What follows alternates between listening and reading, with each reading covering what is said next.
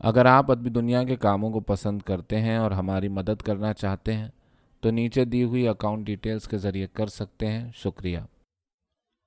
منشی پریم چند کی کہانی یہی میرا وطن ہے۔ آج پورے 60 برس کے بعد مجھے اپنے وطن، پیارے وطن کا دیدار پھر نصیب ہوا۔ جس وقت میں اپنے پیارے دیش سے رخصت ہوا اور قسمت مجھے مغرب کی طرف لے چلی، مجھ پر شباب کا عالم تھا۔ میری رگوں میں تازہ خون دوڑتا تھا اور سینہ امنگوں اور بڑے بڑے ارادوں سے بھرا ہوا تھا۔ مجھے پیارے ہندوستان سے کسی ظالم کے جور و جبر یا انصاف کے زبردست ہاتھوں نے نہیں جدا کیا تھا۔ نہیں، ظالم کا ظلم اور قانون کی سختیاں مجھ سے جو چاہیں کرا سکتی ہیں، مگر میرا وطن مجھ سے نہیں چھڑا سکتی۔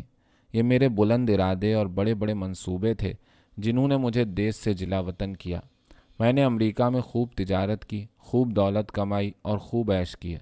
خوبی قسمت سے بیوی بھی ایسی پائی جو حسن میں اپنی آپ ہی نظیر تھی، جس کی خوبروئی کا شہرہ سارے امریکہ میں پھیلا ہوا تھا اور جس کے سینے میں کسی ایسے خیال کی گنجائش بھی نہ تھی جس کا مجھ سے تعلق نہ ہو۔ میں اس پر دل و جان سے فدا تھا اور میرے لیے وہ سب کچھ تھی۔ میرے 5 بیٹے ہوئے، خوش روح، قوی ہیکل اور سعادت مند، جنہوں نے تجارت کو اور بھی چمکایا اور جن کے بھولے ننھے بچے اس وقت میری گود میں بیٹھے ہوئے تھے جب میں نے پیارے وطن کا آخری دیدار دیکھنے کے لیے قدم اٹھایا۔ میں نے بے شمار دولت، وفادار بیوی، سپوت بیٹے اور پیارے پیارے جگر کے ٹکڑے، ایسی ایسی بے بہا نعمتیں ترک کر دیں، اس لیے کہ پیاری بھارت ماتا کا آخری دیدار کر لوں۔ میں بہت ضعیف ہو گیا ہوں، 10 اور ہوں تو پورے 100 برس کا ہو جاؤں گا، اور اگر اب میرے دل میں کوئی آرزو باقی ہے تو وہ یہی ہے کہ اپنے وطن کی خاک کا پیوند بنوں۔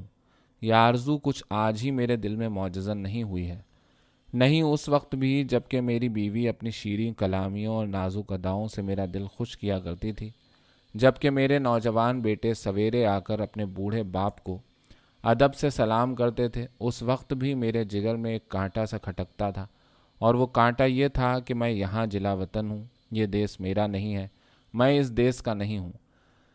دھن میرا تھا، بیوی میری تھی، لڑکے میرے تھے اور جائیدادیں میری تھیں، مگر نہ جانے کیوں مجھے رہ رہ کر وطن کے شکستہ جھونپڑے اور ترکے کی چند بیگھہ زمین اور بچپن کے ساتھیوں کی یاد ستا جایا کرتی تھی، اور اکثر مسرتوں کی گہما گہمی اور شادمانیوں کے ہجوم میں بھی یہ خیال دل میں چٹکی لیا کرتا کہ کاش اپنے دیس میں ہوتا۔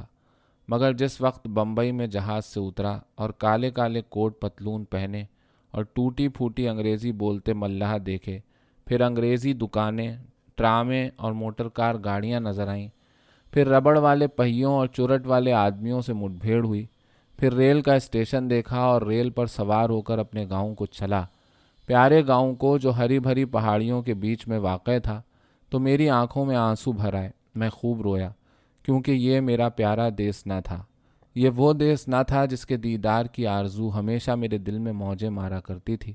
یہ کوئی اور دیس تھا، یہ امریکہ تھا، انگلستان تھا، مگر پیارا بھارت نہیں۔ ریل گاڑی جنگلوں، پہاڑوں، ندیوں اور میدانوں کو طے کر کے میرے پیارے گاؤں کے قریب پہنچی، جو کسی زمانے میں پھول پتوں کی افراد اور ندی نالوں کی کثرت سے رشک فردوس بنا ہوا تھا۔ میں گاڑی سے اترا تو میرا دل بانسوں اچھل رہا تھا۔ اب اپنا پیارا گھر دیکھوں گا، اپنے بچپن کے پیارے ساتھیوں سے ملوں گا۔ مجھے اس وقت یہ بالکل یاد نہ رہا کہ میں 80 برس کا بوڑھا آدمی ہوں۔ جوں جوں میں گاؤں کے قریب آتا تھا، میرے قدم جلد جلد اٹھتے تھے اور دل پر ایک ناقابل بیان مسرت کا اثر ہو رہا تھا۔ ہر چیز پر آنکھیں پھاڑ پھاڑ کر نگاہ ڈالتا۔ آہا، یہ وہ نالا ہے جس میں ہم روز گھوڑے نہلاتے اور خود غوطے لگاتے تھے، مگر اب اس کے دونوں طرف کانٹے دار تاروں کی چہار دیواری کھنچی ہوئی تھی اور سامنے ایک بنگلہ تھا جس میں 2-3 انگریز بندوقیں لیے ادھر ادھر تاک رہے تھے۔ نالے میں نہانے یا نہلانے کی قطعی ممانعت تھی۔ گاؤں میں گیا اور نگاہیں بچپن کے ساتھیوں کو ڈھونڈنے لگیں، مگر افسوس وہ سب کے سب لقمہ اجل ہو گئے تھے، اور میرا گھر، میرا شکستہ جھونپڑا جس کی گود میں برسوں تک کھیلا تھا، جہاں بچپن اور بے فکریوں کے مزے لوٹے تھے، جس کا نقشہ ابھی تک آنکھوں میں پھر رہا ہے، وہ اب ایک تودہ خاکستر ہو گیا تھا۔ مقام غیر آباد نہ تھا، سداہا آدمی چلتے پھرتے نظر آئے جو عدالت اور کلکٹری اور تھانہ پولیس کی باتیں کر رہے تھے۔ ان کے چہرے سے تفکر اور پژمردگی نمایاں تھی اور وہ سب افکار دنیا سے خستہ حال معلوم ہوتے تھے۔ میرے ساتھیوں کے سے قوی ہیکل، خوشرو، سرخ رو، سفید نوجواں کہیں دکھائی نہ دیے۔ وہ اکھاڑا جس کی میرے ہاتھوں نے بنیاد ڈالی تھی، وہاں اب در و دیوار شکستہ اسکول تھا، اور اس میں چند مریض صورت گرسنا روح اور دلق پوش لڑکے بیٹھے اونگ رہے تھے۔ نہ، یہ میرا دیس نہیں ہے۔ یہ دیس دیکھنے کے لیے میں اتنی دور سے نہیں آیا۔ یہ کوئی اور دیس ہے، میرا پیارا دیس نہیں۔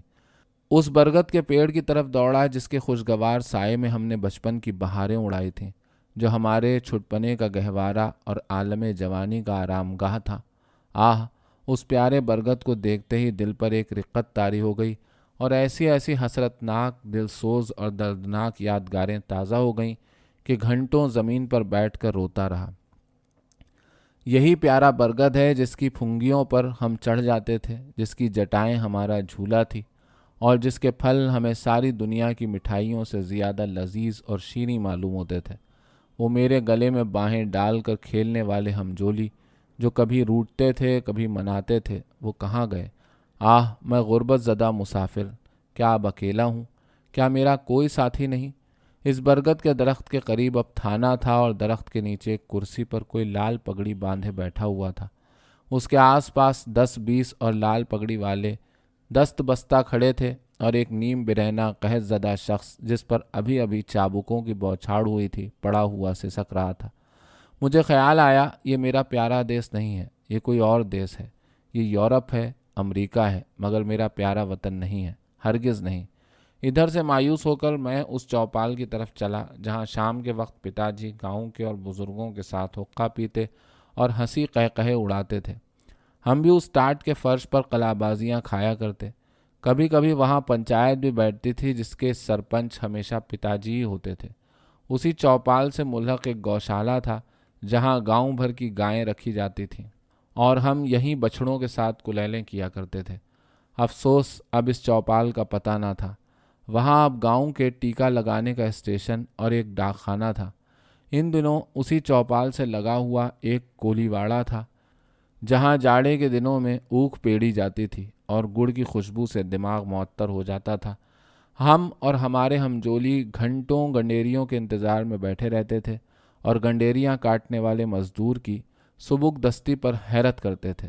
جہاں سدھا بار میں نے کچا رس اور پکا دودھ ملا کر پیا تھا، یہاں آس پاس کے گھروں سے عورتیں اور بچے اپنے اپنے گھڑے لے کر آتے اور انہیں رس سے بھر کر لے جاتے۔ افسوس وہ کولو ابھی جوں کے تیوں گڑے ہوئے ہیں، مگر دیکھو کولواڑے کی جگہ پر اب ایک سن پیٹنے والی گلی ہے اور اس کے مقابل ایک تنبولی اور ایک سگریٹ کی دکان ہے۔ ان جگر خراش نظاروں سے میں دل شکستہ ہو کر ایک آدمی سے جو صورت میں شریف نظر آتا تھا کہا، بابا میں پردیسی مسافر ہوں، رات بھر پڑ رہنے کے لیے مجھے جگہ دے دو۔ اس آدمی نے مجھے سر سے پیر تک غور کی نگاہ سے دیکھا اور تب بولا، آگے جاؤ، یہاں جگہ نہیں ہے۔ میں آگے گیا اور یہاں سے پھر حکم ملا، آگے جاؤ۔ 5ویں بار دستے سوال پھیلانے پر ایک صاحب نے ایک مٹھی بھر چنے میرے ہاتھ پر رکھ دیے۔ چنے میرے ہاتھ سے چھوٹ کر گر پڑے اور پھر آنکھوں سے اشک کی دھار بہنے لگی۔ ہائے، یہ میرا پیارا دیس نہیں ہے، یہ کوئی اور دیس ہے۔ یہ ہمارا مہمان نواز، مسافر نواز پیارا وطن نہیں، ہرگز نہیں۔ میں نے ایک سگریٹ کی ڈبیا لی اور ایک سنسان جگہ پر بیٹھ کر اگلے وقتوں کو یاد کرنے لگا کہ یکایک مجھے اس دھرم شالہ کا خیال آیا جو میرے پردیس جاتے وقت بن رہا تھا۔ میں ادھر کی طرف لپکا کہ رات کسی طرح وہیں کاٹوں، مگر افسوس، ہائے افسوس، دھرم شالہ کی عمارت جوں کی توں تھی، لیکن اس میں غریب مسافروں کے رہنے کے لیے جگہ نہ تھی۔ شراب اور شراب خوری، بدکاری اور قمار بازی نے اسے اپنا مسکن بنا رکھا تھا۔ یہ کیفیت دیکھ کر بے اختیار دل سے ایک ٹھنڈی آہ نکلی۔ میں زور سے چیخ اٹھا، نہیں نہیں، 1000 بار نہیں، یہ میرا وطن، یہ میرا پیارا دیس، میرا پیارا بھارت نہیں ہے۔ یہ کوئی اور دیس ہے، یہ یورپ ہے، امریکہ ہے، مگر بھارت ہرگز نہیں۔ اندھیری رات تھی، گیدڑ اور کتے اپنے نغمے الاپ رہے تھے۔ میں بادل پر درد اسی نالے کے کنارے جا کر بیٹھ گیا اور سوچنے لگا کہ اب کیا کروں، کیا پھر اپنے پیارے بچوں کے پاس لوٹ جاؤں اور اپنی نامراد مٹی امریکہ کی خاک میں ملاؤں۔ اب تک میرا کوئی وطن تھا، میں غریب الوطن ضرور تھا، مگر پیارے وطن کی یاد دل میں بنی ہوئی تھی۔ اب میں بے وطن ہوں، میرا کوئی وطن نہیں۔ اسی غور و خوض میں میں بہت دیر تک خاموش سر بزانو بیٹھا رہا۔ رات آنکھوں میں کٹ گئی۔ گھڑیال نے 3 بجایا اور کسی کے گانے کی آواز کان میں آئی۔ دل نے گدگدایا، یہ تو وطن کا نغمہ ہے، یہ دیس کا راگ ہے۔ میں جھٹ اٹھ کھڑا ہوا۔ کیا دیکھتا ہوں کہ 15-20 عورتیں بوڑھی ضعیف سفید دھوتیاں پہنے ہاتھوں میں لوٹے لیے اسنان کو جا رہی ہیں اور گاتی جاتی ہیں، پربھو میرے اوگن چت نہ دھرو۔ اس پرسرور دل خراش راگ سے میرے دل پر جو کیفیت طاری ہو گئی اس کا بیان کرنا مشکل ہے۔ میں نے امریکہ کی شوخ سے شوخ اور خوش مزاج سے خوش مزاج حسینوں کی الاپ سنی تھی، اور بارہا ان کی زبانوں سے محبت اور پیار کے الفاظ سنے تھے جو دلکش نغموں سے بھی زیادہ شیریں تھے۔ میں نے پیارے بچوں کے ادھورے بولوں اور تتلائی ہوئی زبانوں کا لطف اٹھایا تھا۔ میں نے خوش نوا چڑیوں کا چہچہانا سنا تھا، مگر جو لطف، جو مزہ، جو آنند مجھے اس نغمے میں آیا وہ مجھے زندگی میں کبھی اور نہ حاصل ہوا تھا۔ میں نے خود گنگنا کر گایا، پربھو میرے اوگن، پربھو میرے اوگن چت نہ دھرو۔ میں وجد کے عالم میں تھا کہ پھر مجھے بہت سے آدمیوں کی بول چال سنائی پڑی، اور کچھ لوگ ہاتھوں میں پیتل کے کمنڈل لیے شیو شیو ہر ہر گنگے گنگے نارائن نارائن کہتے ہوئے دکھائی دیے۔ میرے دل نے پھر گدگدایا، یہ تو دیس، پیارے دیس کی باتیں ہیں۔ فرط مسرت سے دل باغ باغ ہو گیا۔ میں ان آدمیوں کے ساتھ ساتھ ہو لیا اور 1 2 3 4 5 6 میل پہاڑی راستہ طے کرنے کے بعد ہم اس ندی کے کنارے پہنچے جس کا نام مقدس ہے، جس کی لہروں میں غوطہ لگانا اور جس کی گود میں مرنا ہر ہندو برکت عظمیٰ سمجھتا ہے۔ گنگا میرے پیارے گاؤں سے 6-7 میل پر بہتی تھی، اور کسی زمانے میں میں صبح کے وقت گھوڑے پر چڑھ کر گنگا ماتا کے درشن کو آیا کرتا تھا۔ ان کے تو درشن کی تمنا میرے دل میں ہمیشہ تھی۔ یہاں میں نے ہزاروں آدمیوں کو اس سرد ٹھٹھرتے ہوئے پانی میں غوطہ لگاتے دیکھا۔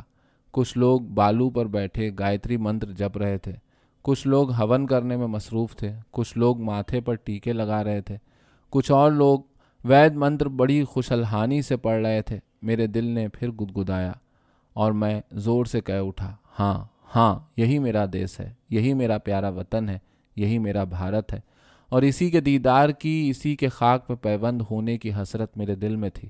میں انتہائی سرور کے عالم میں تھا۔